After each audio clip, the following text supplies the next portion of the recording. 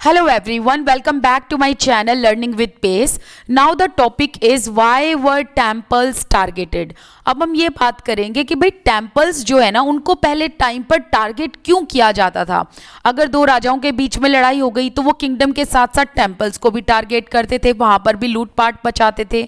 उसके पीछे रीजन क्या था? Because kings built temples to demonstrate their devotion to God, their power and wealth. तो जो भी राजा लोग होते थे वो टेम्पल्स को जब भी बनवाते थे इतनी शान और शौकत के साथ और इतना पैसा लगवाकर इसलिए बनवाते थे क्योंकि इससे एक तो उनकी डिवोशन दिखती थी भगवान की तरफ, मतलब उनकी भक्ति दिखती थी। इसके अलावा उनके पावर एंड उनकी वेल्थ शो होती थी।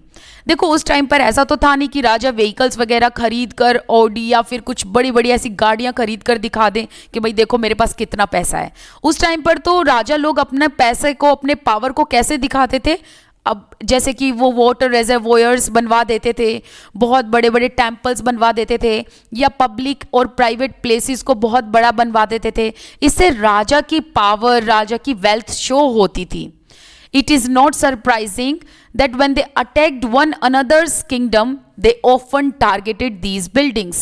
तो ये कोई बहुत बड़ी सरप्राइजिंग वाली बात नहीं है। जब भी ये एक दूसरे को अटैक करते थे एक दूसरे के किंगडम पर, तो इनका मेन टारगेट क्या होता था? टेम्पल्स, क्योंकि ये इनका one of the most important cultural activities में से एक प्लेस था। तो आगे एग्जाम्पल बताया कि किस तरीके से ये लोग एक दूसरे के किंगडम के साथ साथ उनके टेम्पल्स पर भी टारगेट करते थे। तो आगे ये बताया है कि जो एक पांड्यन किंग थे उन्होंने एक श्रीलंका के किंग पर अटैक किया, उसके किंगडम पर अटैक किया, और पांड्यन किंग ने श्रीलंका के किंग को हरा दिया। सो ये कब की बात है? अर्ली 9th सेंचुरी की। So in early 9th century when the Pandyan king Shri Vallabha invaded Sri Lanka. तो यहाँ एग्जाम्पल में क्या बताया है कि एक पांड्यन किंग थे जिनका नाम क्या था? श्री वल्लभ। इन्होंने श्रीलंका पर अटैक किया, और ये कब की बात है? 9th सेंचुरी की। एंड डिफीटेड किंग सेना वन। तो श्री वल्लभ ने श्रीलंका के राजा सेना वन को हरा दिया। अब ये बात हमें कहाँ से पता चलती है? ये बात हमें पता चली एक क्रॉनिकलर से जिनका नाम था धम्मकित्ती। क्या नाम था? धम्मकित्ती। ये एक क्रॉनिकलर थे एंड ये एक बुद्धिस्ट मंक भी थे। तो इन्होंने क्या लिखा? तो धम्मकित्ती ने इन दोनों की लड़ाई के बारे में लिखा। किसके बारे में? श्री वल्लभ एंड सेना वन के बारे में। तो इन्होंने लिखा ही रिमूव्ड ऑल द वैल्यूएबल्स। तो यहां पर ही किसके लिए यूज हुआ है? श्री वल्लभ के लिए, जो कि पांड्यन किंग है। So he removed all the valuables, the statue of Buddha made entirely of gold in jewel palace, and the golden images in various monasteries, all these seized. तो यहाँ हमें धम्मकित्ती ने जो लिखा उससे हमें ये पता चलता है कि श्री वल्लभ ने सेना वन के किंगडम पर अटैक किया और वहाँ से जितनी भी वैल्यूएबल चीज़ें थी वो सारी की सारी सीज कर ली। जैसे कि एक गोल्ड की बनी हुई इमेज थी बुद्धा की, जूवेल पैलेस से वो उठा ली इन्होंने। इसके अलावा अदर जो गोल्डन इमेजेस थी वेरियस मोनेस्ट्रीज से वो भी इन्होंने उठा ली थी, वो भी सीज कर ली।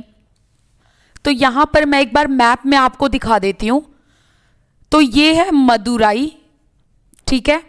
तो जो ये श्री वल्लभ थे ये मदुराई के ही राजा थे। इन्होंने अटैक किया श्रीलंका पर, और उस टाइम पर श्रीलंका में कौन रूल कर रहे थे? किंग सेना वन, ठीक है। The blow to the pride of Sinhalese ruler. अब सिन्हलीज का मतलब क्या है? जो श्रीलंका में रहने वाले लोग हैं उनको सिन्हलीज कहते हैं। तो सिन्हलीज जो रूलर थे, जैसे कि सेना वन जो बेसिकली हो गए, सेना वन की तो खैर डेथ हो गई थी, अब बात कर रहे हैं हम सेना टू की। So the blow to the pride of Sinhalese rulers had to be avenged. अब देखो होता क्या है, सेना वन की डेथ हो गई क्योंकि मदुरई के जो राजा थे श्री वल्लभ, जैसे इन्होंने श्रीलंका पर अटैक किया और यहाँ से वैल्यूएबल चीज़ें उठाकर ये अपने किंगडम में ले आए। इन्होंने जो बुद्धा की एक गोल्ड इमेज बनी हुई थी, मतलब जो एक सोने की इमेज बनी हुई थी, वो भी ये यहाँ से उठाकर ले आए। राइट। और अब सेना 1 की तो डेथ हो चुकी थी, तो अब जो सेना 2 है ना, उसको अब ये बात अपने प्राइड पर लग गई थी। उसको ये था कि हम इस चीज़ का अवेंज लेंगे, मतलब अब हम इस चीज़ का बदला लेंगे जो हमारे साथ हुआ है। So the next Sinhalese ruler Sena 2 ordered his general to invade Madurai. तो इसने ऑर्डर किया अपनी आर्मी को कि अब हमने मदुरई पर अटैक करना है, क्योंकि ये चीज़ इसने अपने ईगो पर ले ली थी, अपनी प्राइड पर ले ली थी कि भाई अब तो ये हमारी शानो शौकत पर बात आ चुकी है, अब हमें भी अटैक करना है और हमारे बुद्धा की जो सोने की इमेज बनी हुई है, जो मूर्ति सोने की बनी हुई है, वो हमें वापस लेकर आनी है। सो इन्होंने मदुरई पर अटैक करने के लिए ऑर्डर दिया। मदुरई जो है वो पांड्याज की कैपिटल है। The Buddhist chronicler noted that the expedition made a special effort to find and restore a gold statue of Buddha। तो इस क्रॉनिकलर जिसका नाम है धम्मकित्ती, इसने ये भी लिखा हुआ है कि जब सेना 2 और इसकी आर्मी मदुरई गए थे अटैक करने, तो इन्होंने जो बुद्धा की गोल्ड इमेज है ना, वो जो गोल्ड स्टैचू है, उसको काफ़ी ढूंढने की कोशिश की ताकि वो उनको मिल जाए। तो जब ये बेसिकली श्रीलंका से मदुरई पर अटैक करने गए, तो इन्होंने मदुरई में बहुत जगह वो ढूंढने की कोशिश की कि भाई कहाँ हमारे बुद्धा की जो गोल्डन स्टैचू रखी है वो अगर हमें मिल जाए तो हम वापस ले जाएं। तो इन्होंने पूरे ऐसे एफर्ट किए थे, इन्होंने और इसकी आर्मी ने, कि इनको बुद्धा की इमेज मिले। Similarly, in the early 11th century, when the Chola king Rajendra I built a Shiva temple in his capital, he filled it with prized statues seized from defeated rulers। अब यहाँ हम बात करें 11th सेंचुरी के बारे में। ऊपर हमने जब बात की थी, ऊपर वाले पैराग्राफ में 9th सेंचुरी के बारे में थी। Now we will discuss about 11th century. तो 11th सेंचुरी के जो चोला किंग थे, जिनका नाम था राजेंद्र I, इन्होंने एक लॉर्ड शिवा के लिए टेम्पल बनवाया। ठीक है, शिवा टेम्पल इन्होंने क्रिएट कराया, बनवाया अपने कैपिटल में। लेकिन जितनी भी चीज़ें इन्होंने उस टेम्पल में रखी, वो सारी चीज़ें इन्होंने सीज करके रखी थी। मतलब इन्होंने, राजेंद्र I ने अलग अलग जगह पर अटैक किया, जो भी राजा इनसे हार गए उनके टेम्पल से इन्होंने स्टैचूज उठाए और अपने शिवा टेम्पल में रख दिए। तो आगे हमें लिस्ट में बताया जा रहा है कि इन्होंने क्या क्या कहाँ से उठाया। अ सन पेडेस्टल फ्रॉम चालुक्याज।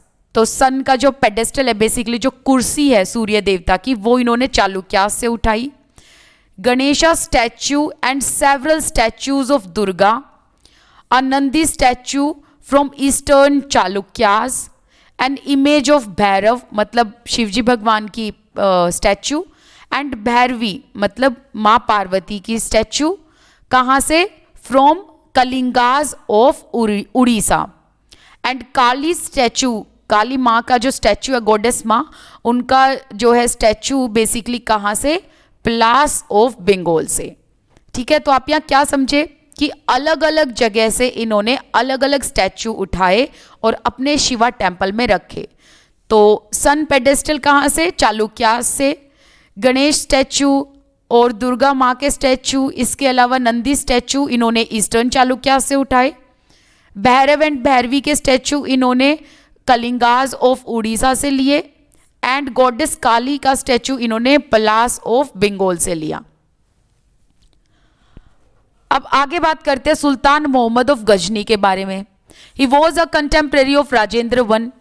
तो 11th सेंचुरी में जब हम एक तरफ ये देख रहे हैं कि राजेंद्र I भी दूसरे टेम्पल्स पर अटैक कर रहे हैं, ऐसे हम यहाँ देखेंगे कि सुल्तान मोहम्मद ऑफ गजनी भी टेम्पल्स पर अटैक करेंगे। बट दोनों में डिफरेंस ये होगा कि जो ये राजा थे राजेंद्र I, इन्होंने, ये हिंदू होकर दूसरे हिंदूज के टेम्पल पर अटैक कर रहे थे, लेकिन इनका मकसद ये नहीं था कि ये रिलीजन को नीचे दिखाना चाहते थे। इनका ये था कि भाई वहाँ से बस ये स्टैचू लाकर अपने यहाँ पर फिल कर रहे थे। But sultan Mohammad of Ghazni में हम ये देखेंगे कि इन्होंने तो रिलीजियस कोनोटेशन को लेकर जो है बेसिकली इनका ये था कि ये अपने धर्म को प्रचार करना चाहते थे, उसको प्रोपेगेट करना चाहते थे, इस्लाम को।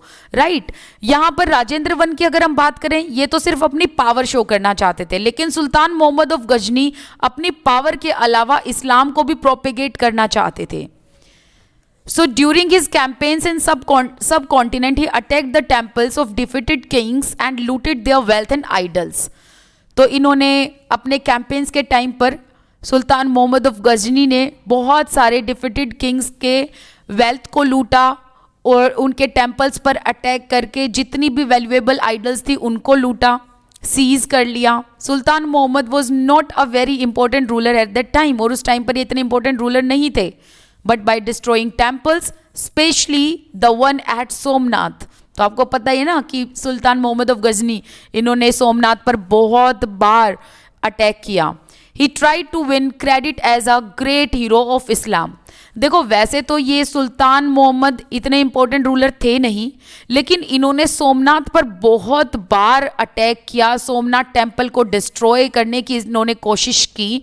और ये सब इन्होंने इसलिए किया क्योंकि ये इस्लाम में अपने आप को एक ग्रेट हीरो के तौर पर दिखाना चाहते थे.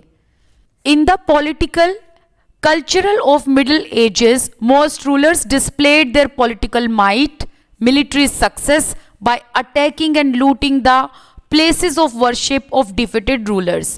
तो हम मिडिल एज में ये देखते हैं कि ये जो राजा लोग थे ये एक दूसरे के कल्चरल जगहों पर क्यों हमला किया करते थे.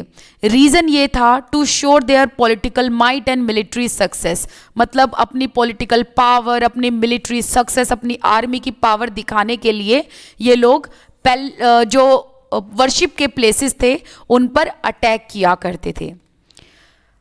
अब नेक्स्ट यहाँ पर एक क्वेश्चन भी पूछा गया कि Rajendra one and Mohammad of Ghazni, जो कि एक दूसरे के कंटेम्प्रेरी थे, इन दोनों के बीच में आपको क्या डिफरेंस देखने को मिलता है. डिफरेंस ये है, राजेंद्र वन ने जो है हिंदूज टेम्पल में अटैक करके अपनी पावर को शो करने की कोशिश की थी, लेकिन मोहम्मद ऑफ गजनी जो है ये अटैक तो करता ही था, इसके अलावा इसका एक और प्रोपेगेंडा ये था कि ये इस्लाम का प्रचार करना चाहता था एंड अपने आप को हीरो ये दिखाना चाहता था. सो नेक्स्ट वाला पार्ट हम नेक्स्ट वीडियो में करेंगे. Till then bye bye. Thank you so much for watching this video.